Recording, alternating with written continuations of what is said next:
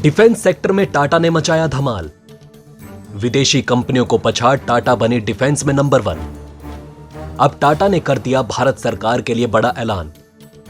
अब टाटा ने बना दी आर्मी व्हीकल। दुनिया में 20 देशों में टाटा की डिमांड। अब एरोप्लेन इंडस्ट्री में उतरा टाटा। दोस्तों, भारत की एक कंपनी जिसको आज भी उतना ही प्यार भारत के लोगों से मिलता है जितना तब मिलता था जब यह कंपनी बनी थी, जिस कंपनी का सफर भारत की स्वतंत्रता के साथ साथ चला, जिसने हमेशा से ही भारत के परोपकारी संस्थाओं का निर्माण किया, अब वो भारत का नाम पूरी दुनिया में ऊंचा कर रही है, वो भी अपनी तकनीक और मेक इन इंडिया प्रोग्राम के अंदर। और दोस्तों, अब जो खबर सामने निकल कर आ रही है उसको सुनकर तो आपके होश ही उड़ जाएंगे। जी हां दोस्तों, आने वाले दिनों में आपको मेड इन इंडिया विमान में सफर करने का मौका मिल सकता है। अब दोस्तों, आप सोच रहे होंगे ये कैसे? तो दोस्तों, सरकार ने भारत को एरोस्पेस इंडस्ट्री का हब बनाने के लिए बड़ी योजना का ऐलान कर दिया है और अब इस योजना पर काम करना भी चालू हो चुका है। दोस्तों, भारत एविएशन इंडस्ट्री में बड़ी ताकत बनकर उभर रहा है। देश में एयरलाइन कंपनी अगले 10 सालों में 2000 विमानों का ऑर्डर दे सकती है। सरकार चाहती है कि एयरबस और बोइंग जैसी दिग्गज कंपनियां भारत में ही विमान तैयार करें। सरकार ने इस बारे में इन कंपनियों से बात भी की है और उनके जवाब का इंतजार है। हाल के वर्षों में एयरक्राफ्ट और टर्बोजेट के आयात में भारी तेजी आई। सरकार ट्रेड डेफिसिट में कमी लाने के लिए ऐसी चीजों की पहचान कर रही है जिनका बहुत ज्यादा आयात किया जा रहा है। अब दोस्तों, देश में मिडिल क्लास की आबादी तेजी से बढ़ रही है। इस वर्ग के लिए हवाई जहाज से यात्रा करना अब लग्जरी नहीं रह गया, बल्कि ये उसकी जरूरत बन चुकी है। यही वजह है कि घरेलू एयरलाइन कंपनियां तेजी से अपने बेड़े का विस्तार कर रही हैं। देश की सबसे बड़ी एयरलाइन इंडिगो ने 2019 में A320 नियो किस्म के विमानों का ऑर्डर दिया था। उसके बेड़े में अभी ऐसे 730 विमान हैं। टाटा ग्रुप भी बड़ा ऑर्डर देने की तैयारी में है। इसके अलावा कई छोटी कंपनियां भी विमानों का ऑर्डर दे सकती हैं। कुल मिलाकर अगले 10 सालों में भारतीय एयरलाइन कंपनियां 2000 विमानों का ऑर्डर दे सकती हैं। इंपोर्ट में आई है भारी तेजी। दोस्तों, एयरक्राफ्ट बनाने वाली कंपनियां भारत से भी कुछ कलपुर्जे खरीद रही हैं, लेकिन भारत सरकार इससे संतुष्ट नहीं है। वो चाहती है कि बोइंग और एयरबस भारत में अपनी फाइनल असेंबली लाइन स्थापित करें। पिछले महीने कॉमर्स डिपार्टमेंट ने देश में एयरक्राफ्ट के बढ़ते आयात पर अलर्ट जारी किया था। अप्रैल-सितंबर के दौरान देश में एयरक्राफ्ट्स के आयात में 56.5%, टर्बोजेट के आयात में 34% और हेलीकॉप्टर्स के आयात में 42% तेजी आई है।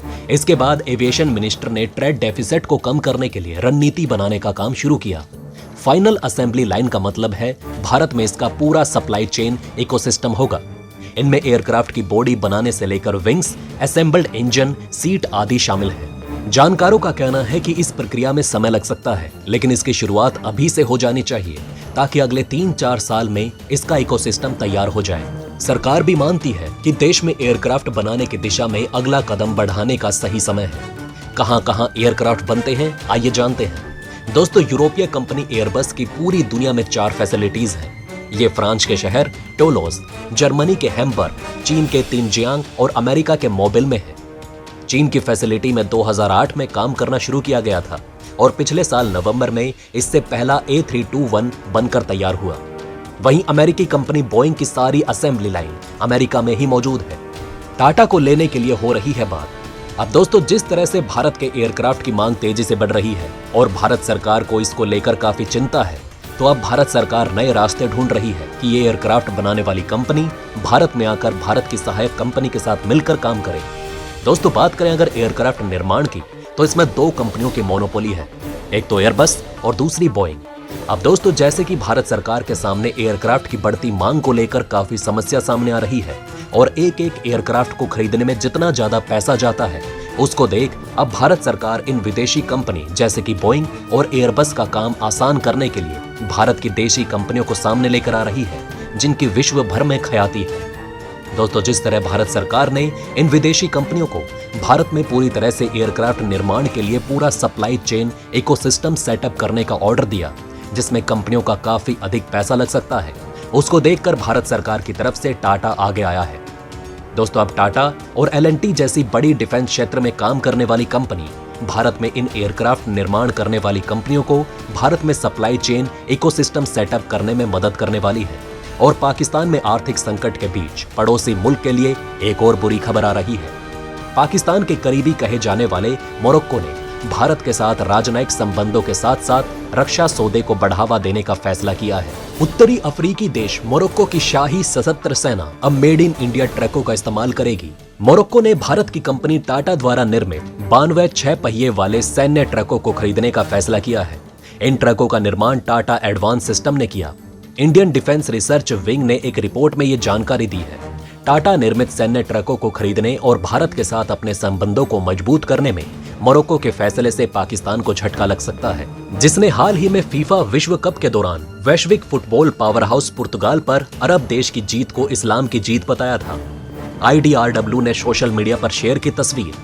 दोस्तों, IDRW ने सोशल मीडिया पर 92 LPTA 244 6 पहिए वाले ट्रकों की तस्वीर शेयर की, जो भारत के पीपीवाव से पश्चिमी तट बंदरगाह से मोरक्को को निर्यात किए जाने के लिए तैयार है। मिलिट्री अफ्रीका वेबसाइट ट्रकों के विशेषताओं का वर्णन करती है, जिसमें कहा गया कि उन्हें बख्तरबंद वाहनों में परिवर्तित किया जा सकता है और विभिन्न तरीकों से इस्तेमाल किया जा सकता है।